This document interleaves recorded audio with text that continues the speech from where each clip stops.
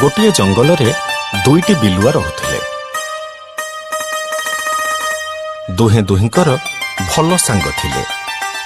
ଜଣେ ଆରେକକୁ ବଳି ଚାଲାକ ବି ଥିଲେ। ଦୁହିଁଙ୍କର ସବୁବେଳେ ନଜର ରହୁଥିଲା କାହାଠୁ କେମିତି ଠକିକି ଖାଇବେ। ଜାଣିଲୁ ସାଙ୍ଗ, କାଲି ମୋ ଘର ପାଖ ଦେଇ ଗୋଟେ ବଡ ମୂଷାଟେ ଯାଉଥିଲା। ମୁଁ ଯେମିତି ଘର ପାଖରୁ ବାହାରିକି ମୂଷା ଆଡକୁ ଯାଇଛି, କୋଉଠି ଥିଲା ବାଘ ମାମୁଁ ମାଡି ତ ଆସିଲା ଆଉ। ହେଲେ ମୁଁ କଣ ତାକୁ ଛାଡିଲି? ତାହେଲେ ତୁ କଣ କଲୁ? କଣ କଲି? ମୁଁ ପୁରା ବୁଦ୍ଧିର ଖେଳ କଲି।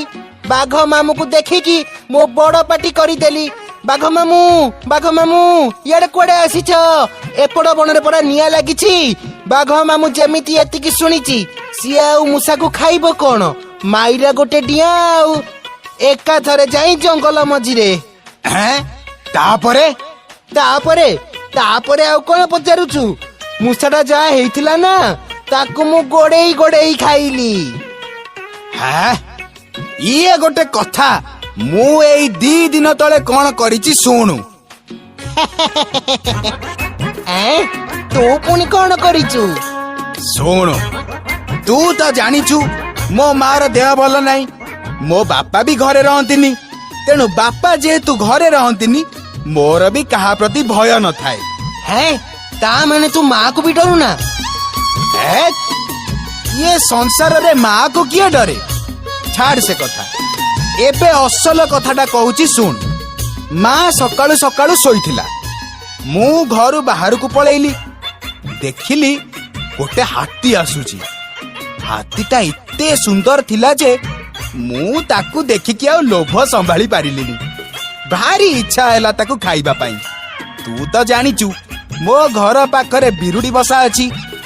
ମୁଁ କଣ କଲି ନା, ବିରୁଡି ବସାକୁ ଟେକାଟାଏ ମାରିଲି। ଯେମିତି ଟେକାଟା ବାଜିଛି, ସବୁ ବିରୁଡି ରାଗିକି ବାହାରକୁ ଚାଲି ଆସିଲେ। ତାପରେ ହାତୀ ଉପରେ ଏମିତି ଆକ୍ରମଣ କଲେ, ହାତୀ ବିଚରା ବୋପାଲ ମାଲ କହି ପଳେଇ ଗଲା ବେଳକୁ ତାକୁ ସେମାନେ ଗୋଡେଇ ବିନ୍ଧିଲେ। ଶେଷରେ କଣ ହେଲା ଜାଣିଛୁ? ଶେଷରେ ହାତୀଟା ବାଟରେ ପଡିକି ମଲା। ସାଙ୍ଗ, ସତରେ କହୁଛୁ ସାଙ୍ଗ? ତୋ ରାଣ ଖାଇ କହୁଛି। ତୁ କଣ ପରତେ ଯାଉନୁ କି? ମଜା କଥା ହେଲା, ଗଲା 2 ଦିନ ହେଲା ମୋ ଘର ପାଖରେ ଯୋଉ ସାଙ୍ଗସାଥୀ ଥିଲେ, ମୁଁ ସମସ୍ତଙ୍କୁ ଡାକିଲି। ଆଉ ଆମେ ସମସ୍ତେ ମିଶି ହାତୀଟାକୁ ଖାଇଲୁ। ମତେ ଟିକେ ଡାକିଲୁନି? ଦେଖ, ତୋ ଘର ତ ବହୁତ ବାଟ, ଡାକିଥାନ୍ତି କେମିତି? 2 ଜଣ ଯାକ ଥିଲେ ଗାଲୁଆ ଆଉ ବାହାପିଆ। ତାଙ୍କ କଥାରେ ଟିକେ ବି ସତ ନଥିଲା। ଥରେ ବଣରେ ଅକାଳ ପଡ଼ିଲା।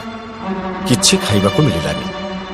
ଦିନେ 2 ବନ୍ଧୁଙ୍କର ପରସ୍ପର ସହ ଭେଟ ହେଲା। କଣ କରିବା କହିଲୁ ସାଙ୍ଗ? ଏମିତି ଆଉ ଯଦି 2-4 ଦିନ ଖାଇବାକୁ ନ ମିଳେ, ଆମର ତ କାମ ସରିଯିବ। ଏଇ ଶୁଣୁ ତ ସାଙ୍ଗ, ଗୋଟେ କାମ କଲେ ହଅନ୍ତାନି? କଣ କହୁନୁ?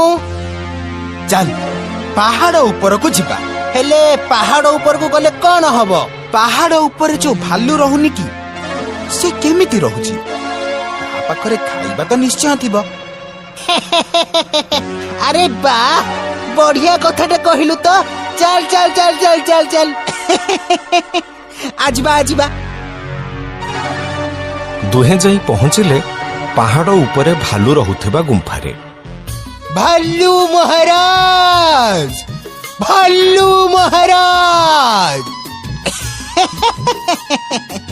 ଆରେ ଆଉ କାଇଁ ଡାକୁଛୁ?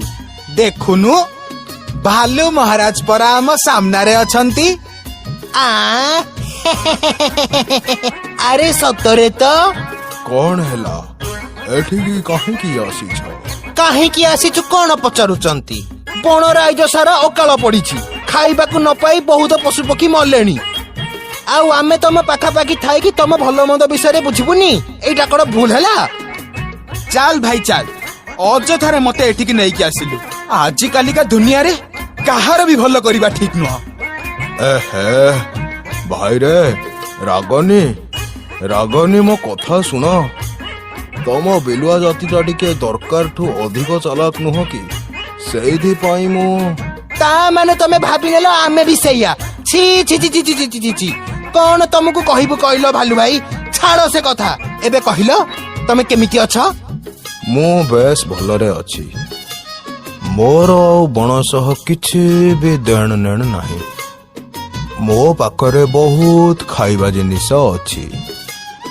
ଏତିକି କଥା ଶୁଣିବା ପରେ ବିଲୁଆ ଦି ଜଣ ଜାଣିଗଲେ ଯେ ଭାଲୁ ପାଖରେ ଖାଇବାକୁ ଅଛି ଆଉ ଏଠୁ ସେମାନଙ୍କୁ ନିଶ୍ଚିତ କିଛି ନା କିଛି ଖାଇବାକୁ ମିଳିବ। ହେଲେ ସେମାନେ ଏକଥା ବି ଜାଣିଥିଲେ ଯେ ଭାଲୁ ତାଙ୍କୁ ମାଗଣାରେ କିଛି ଜିନିଷ ଦବନି। ସେଥିପାଇଁ ସେମାନେ ଗୋଟେ ଯୋଜନା କଲେ। ସେମାନେ ଜାଣିଥିଲେ ଭାଲୁ ମହୁଲ ଫୁଲ ଭାରି ଭଲ ପାଏ।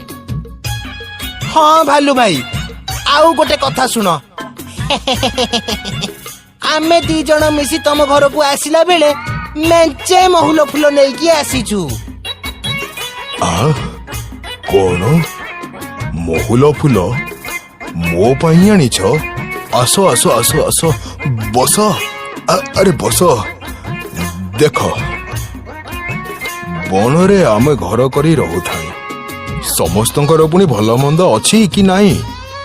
ଆଜି ଯଦି ତମେ କେହି ବିପଦରେ ପଡ଼ିଛ କାଲି ସକାଳେ ମୁଁ ବି ବିପଦରେ ପଡ଼ିପାରେ। ହଁ ତ ଠିକ କଥା କହିଛ।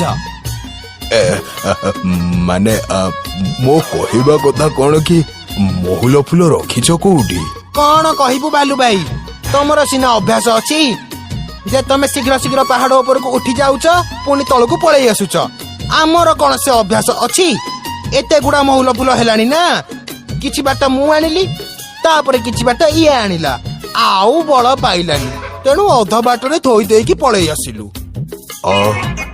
ମହୁଲ ଫୁଲ ଭଳିଆ ଜିନିଷକୁ ତମେ ଅଧ ବାଟରେ ଥୋଇ ଦେଇକି ଆସିଲ? ଆଉ କଣ କରିବୁ? ପେଟରେ ତ କିଛି ନାହିଁ ଆଉ ଦେହରେ ବଳ କୋଉଠୁ ଆସିବ ଯେ? ଓହୋ ଇଏ ଗୋଟେ କଥା। ରୁହ ରୁହ ରୁହ ମୁଁ ସେ ବ୍ୟବସ୍ଥା କରୁଛି। ବିଲୁଆ ଦୁଇ ଜଣ ମନେ ମନେ ବହୁତ ଖୁସି ହେଲେ ଯେ ଯାହା ହଉ ଖାଇବାକୁ ଗଣ୍ଡେ ମିଳିବ। ଭାଲୁ ବି ସତକୁ ସତ ଆଣି ଦୁହିଁଙ୍କୁ ଖାଇବାକୁ ଦେଲା।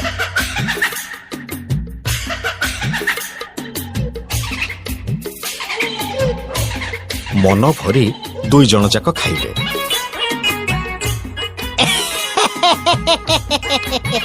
ଭାଲୁ ଭାଇ କଣ ଖାଇବାକୁ ଦେଲ ମ? ତମର ଏ ଉପକାର ଆମେ ଜୀବନ ସାରା ସୁଝି ପାରିବୁନି।